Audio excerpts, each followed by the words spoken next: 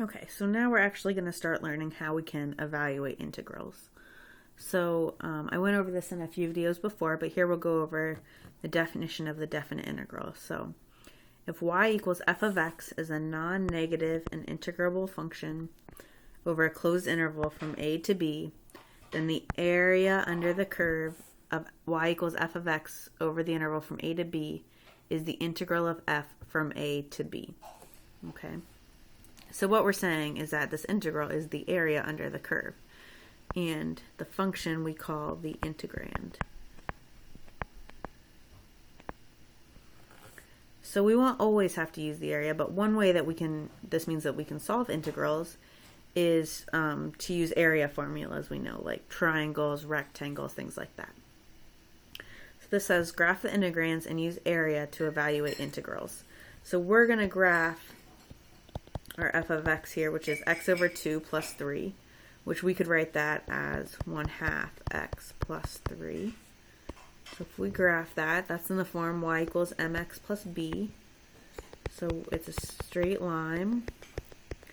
And we can plot the y-intercept, which would be 3. And then we would go up 1 and over 2, down 1 over 2.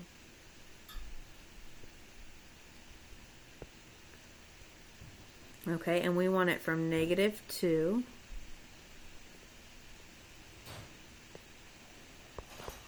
to +4. 1, 2, 3, 4. Okay, and we actually see that this area here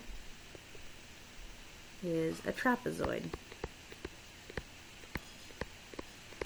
Now, the area of a trapezoid is actually 1/2 times base 1 plus base 2 times the height. Okay, so if we look at this, this will be our base 1, this will be our base 2, and this along here would be our height. So our base 1 would be the height at -2, which if we do f of -2, we would get 2.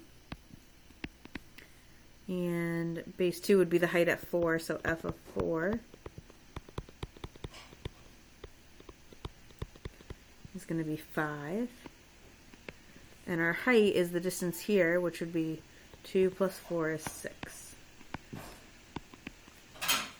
So here we have 1/2 times 7 times 6, which gives us 21. So this integral is equal to 21.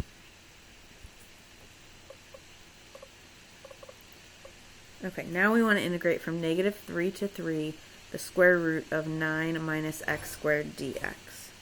Now if you graph it on your graphing calculator, -3 to 3, you actually see that you get this. It's half a circle.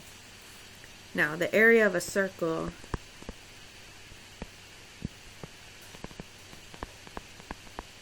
is pi r squared. So here for this half circle, we would want 1/2 pi r squared. And our radius here is 3.